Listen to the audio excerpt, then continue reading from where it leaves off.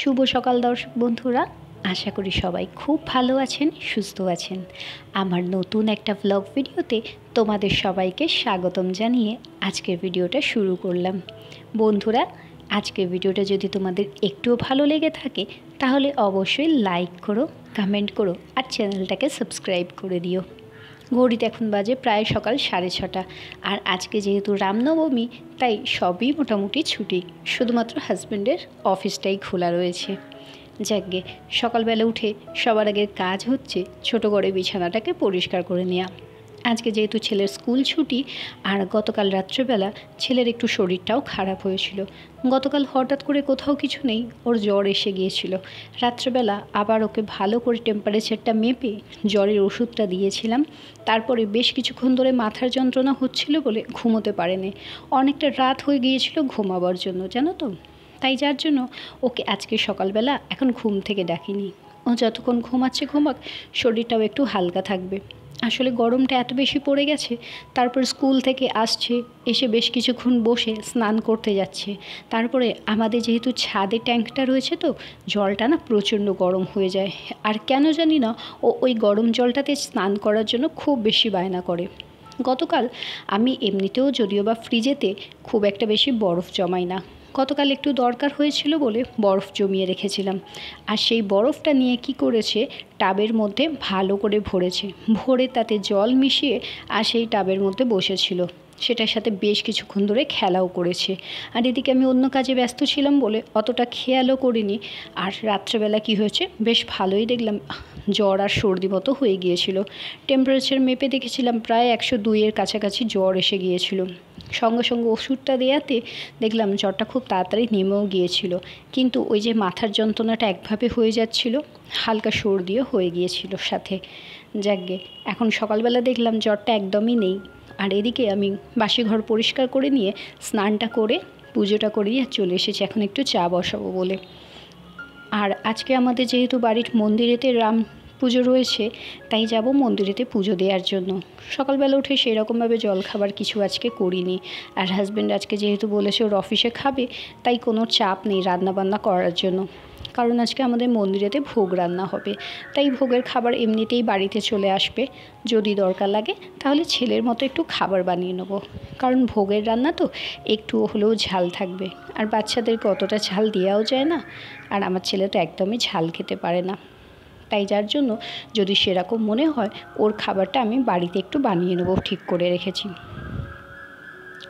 এই যে দেখো, এখন রেডি হয়ে গেছি। হাজব্যান্ড আর আমি যাব পুজো দেওয়ার জন্য। ছেলেকে এখন জোর করেছিলাম, কিন্তু ওর সকালবেলা শরীরটা ভালো লাগছে না বলে আর ওই জন্য নিয়ে গেলাম না। থাক, একটু বেলায় মন্দিরে ওকে নিয়ে যাব পুজো দেওয়ার জন্য। বাড়ির যেহেতু সামনেই, তো অসুবিধা নেই কোনো। আর পুজোটা দিয়ে চলে এসেছি। এইবারে এসেও এখন বাবু দুষ্টুমি করছে। সাথে এখানে দেখলাম সবজিগুলো না সব একসাথে হয়ে গেছে, যার জন্য দেখলাম সব টমেটোগুলো হালকা হালকাভাবে পচে গেছে। আমি টমেটোগুলো যদিও বা একটু আলাদা করে রেখে দিই, এখানে দেখছি সব কী করেছে হাজব্যান্ড ঘেটে করে রেখে দিয়ে চলে গেছে। আবার সব সবজিগুলোকে আলাদা আলাদা করলাম। আর এই যে গতকাল রাত্রেবেলা একটু কাঁচা লঙ্কা আনতে বলেছিলাম, সেই কাঁচা লঙ্কাগুলোকে ঢালা হয়নি। ভাবছি কাঁচা লঙ্কাগুলোকে এখন এমনি রেখে দিই, তারপরে দুপুরবেলা একটুখানি বোটাগুলোকে ছাড়িয়ে রেখে দেবো। আজকে দুপুরবেলা যেহেতু শোয়া বসা তো একদমই হবে না, কারণ কানের কাছে সারাক্ষণই মাইকটা বাজবে। আর রাত্রেবেলাতেও পুজো যেহেতু রয়েছে, সারাক্ষণই না বাড়িতে একটা রমরমা ব্যাপার আমাদের আজকে। তাই আর কোনো রান্নাবান্না নেই বলে সেরকম টুকিটাকি কাজ করেই সারাটা দিন কাটিয়ে দেবো।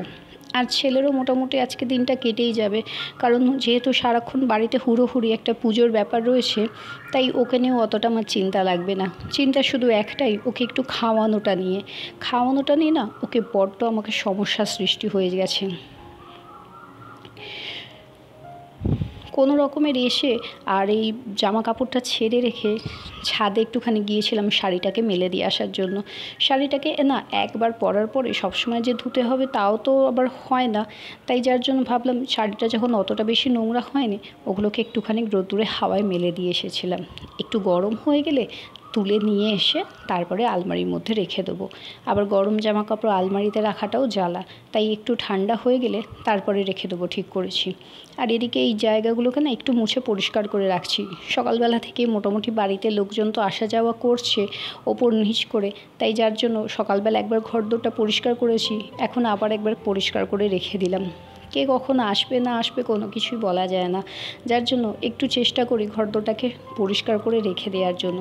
আর এই পূজা আচ্ছার দিনগুলোতে না আর একটু বেশি হয়ে যায়, লোকজনের আনাগোনা তো থাকেই বাড়িতে, তাই যার জন্য একটু ঘরদোরটাকে ভালো করেই পরিষ্কার করে রেখে দিচ্ছি।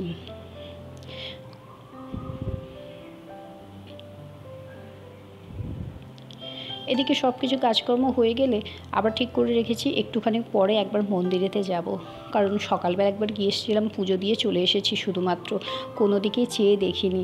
তারপরে যদি কাউকে চাটা দেওয়ার থাকে সেগুলোকেও মোটামুটি একটু আধটু করে দিতেই হবে, কারণ যতই হোক অতগুলো লোকজনের ব্যাপার রয়েছে তো, তাই যার জন্য। আর এদিকে এই যে হাজব্যান্ড এখন জল খাবার খেয়ে বেরিয়ে গেছে, কয়েকটা বাসন পড়েছে, সাথে ওর এই অফিসের টিফিনের ব্যাগটাকেও একদম ধুয়ে দিচ্ছি, কারণ টিফিনের ব্যাগটায় টিফিন দিলে না সবসময় বাই চান্স যদি কিছু একটু খাবার দাবার পড়ে থাকে সেটা সেই গন্ধ হয়ে যায়, তাই যেদিন ওর টিফিন বক্সের ব্যাগটা থাকে সেদিনকে আমি ভালো করে ধুয়ে পরিষ্কার করে নিই। আর এখানে ঝটপট করে চায়ের বাসন, ওর জল খাবারের বাসন আর ওর অফিসের টিফিন বক্সগুলো আজকে যেহেতু নিয়ে যাচ্ছে না সেই জন্য ধুয়ে এখন পরিষ্কার করে আর জল ঝরতে দিয়ে দেবো। ছেলেকে এখন একটুখানি বসিয়ে রেখেছি, প্রচণ্ড পরিমাণে রোদ্দুর উঠেছে তো, আর এত রোদ্দুরেও খেলছে দেলছে আর জল খাচ্ছে, আবার সে সর্দি হয়ে যাবে, যার জন্য একটুখানি বকা দিয়ে ওকে ঘরেতেই বসিয়ে রেখেছি ড্রয়িংয়ের বইপত্র দিয়ে। একটু তবুও পাখার তলায় বসে ড্রয়িং করলে অতটা বেশি ঘাম হবে না, কারণ ঘাম হলেই জল তেষ্টা পাবে আর জল খেলে সে আবার সর্দি হয়ে যাবে।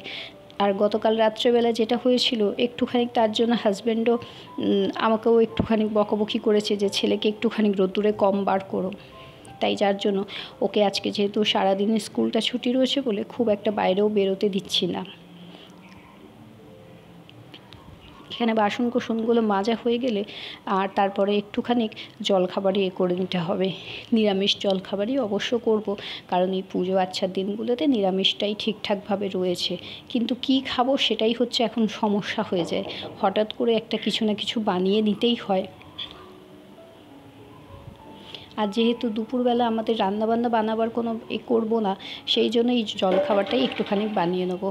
আর এই যে দেখো, এই ব্লাউজটা না আমি এখানকার লোকাল মার্কেট থেকে কিনেছিলাম, ভীষণ ভালো লাগছিল ব্লাউজটা। আর আমি সবসময় একটুখানি হ্যান্ডলুম শাড়ি বা কটন শাড়ি পরতে বেশি ভালোবাসি, খুব পছন্দ লাগে আমার এইগুলো। আর এখানে এই যে সব কিছু রোদ্দুর থেকে তুলে নিয়ে এসে এখন ঝটপট করে ফোল্ড করে রেখে দিচ্ছি, দিয়ে এবার আলমারির মধ্যে ঢুকিয়ে রেখে দেবো। একটু গরম রয়েছে আর একটু পাখার তলে দিয়ে রাখি, তাহলে ঠান্ডা হয়ে যাবে, হয়ে গেলে তুলে রেখে দিতে বেশ সুবিধা হবে। একবার করে শাড়ি পরার পরে না কাচতে প্রচণ্ড মানে অস্বস্তিকর লাগে, মাত্র একবার পরেছি শাড়িটা আর সেটা খুব একটাভাবে নোংরা হয় না, তাই যার জন্য শাড়িগুলোকে ফোল্ড করে আবার ভালো করে রেখে দিচ্ছি। আর আমাদের বাঙালিদের তো জানোই, কোনো অনুষ্ঠানেতে সাদা লাল পা শাড়ি না হলে ঠিক যেন মনটা খুঁতখুত করেই ওঠে। আর ছেলেকে এই পাঞ্জাবিটা পরিয়েছিলাম আজকে, দেখো আয়রন করা পাঞ্জাবি পরে আর অবস্থা করে দিয়েছে, দেখলে কেউ বলবেই না যে এই জামা কাপড়টাও আয়রন করে পরে গিয়েছিল বলে। আর এগুলোকেও সব এখন ভালো করে গুছিয়ে আলমারির ভেতরে তুলে রেখে দেবো। কয়েকটা জামা কাপড় ছিল সেগুলোকে কেচে দিয়েছিলাম, দিয়ে আর এখন এসেছি ছাদে মেলার জন্য। ছাদে রোদ্দুরটা যা পড়েছে সেই জন্য কী করলাম, আবার মাথায় গামছাটা দিয়ে তারপরে জামা কাপড়গুলো শুকোতে দিচ্ছি। এত রোদ্দুর ছাদে না এখন আর সত্যি কথা বলতে আসতেও ইচ্ছা করে না, যা আসি ওই সন্ধেবেলার দিকটাতেই বেশ ভালো লাগে, ঠান্ডা ঠান্ডা হাওয়া চালায় বলে। আর আজকে একটুখানি ইচ্ছাও ছিল নিম পাতাগুলোকে তুলে নিয়ে যাব, কিন্তু আবার আজকে শাশুড়িমা বারণ করলেন যে আজকে আর নিম পাতাই করো না, নাহলে বেশ ভালো লাগে নিম পাতা আর হলুদ জল না ভালো করে বেটে স্নান করার জন্য।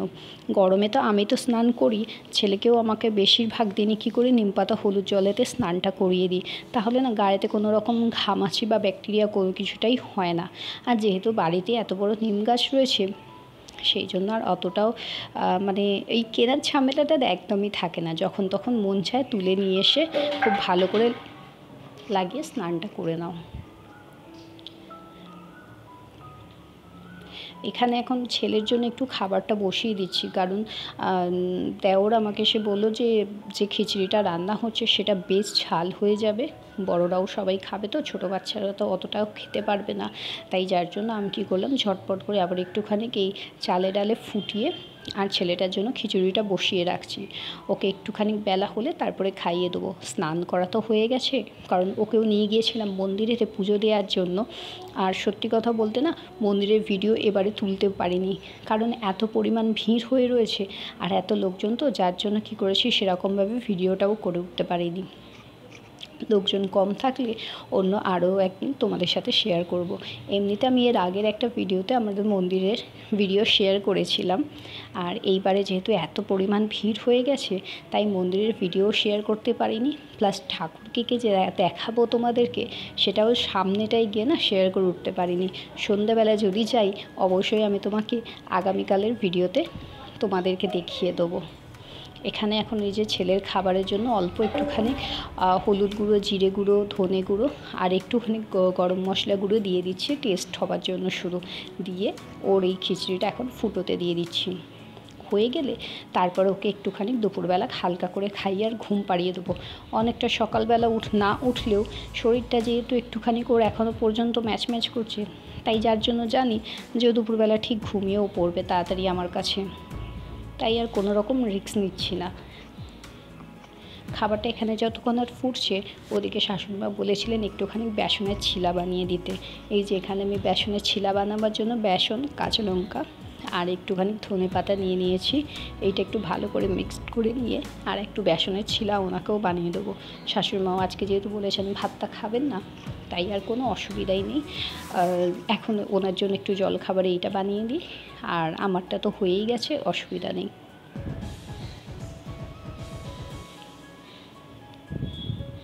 এখন প্রায় ঘড়িতে 12:30 বেজে গেছে, আর কখন যে ভোগটা আসবে সেটাও পর্যন্ত জানি না। আর শাশুড়িমা যেহেতু একটু ঘন ঘন খিদে পেয়ে যায়, তাই ওনার জন্য এই ছিলাটা বানিয়ে দিচ্ছি। উনি তৎক্ষণাৎ এই ছিলাটা খাক, তারপরে যখন ভোগটা চলে আসবে আমরা মোটামুটি খেয়ে নিতে পারবো দুপুরবেলা। আর ছেলের তো বললাম ও খাবেও না, হাজব্যান্ডের অফিস, দেওর তো মন্দিরেই আজকে খেয়ে নেবে। মোটামুটি রান্নার ঝামেলা আজকে সকাল থেকেই আমাদের বাড়িতে নেই বলতে গেলে।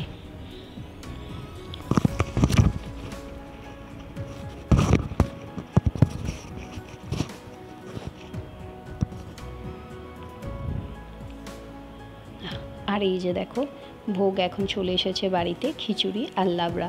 খিচুড়িটা কিন্তু দারুণ খেতে, অনেস্টলি বলছি ভীষণ সুন্দর হয়েছে। ভোগের খিচুড়ি এমনিই বেশ ভালো লাগে খেতে, আর তার সাথে দিয়ে দিয়েছে লাবড়া, ওটা দিয়ে আজকে জমিয়ে দুপুরবেলা খাওয়া হয়ে যাবে। তো চলো আজকের মতো ভিডিও এখানেই শেষ করছি। ভিডিওটা যদি ভালো লেগে থাকে তাহলে অবশ্যই লাইক করো, কমেন্ট করো আর চ্যানেলটাকে সাবস্ক্রাইব করে দিও। টাটা, বাই বাই, ভালো থেকো সবাই।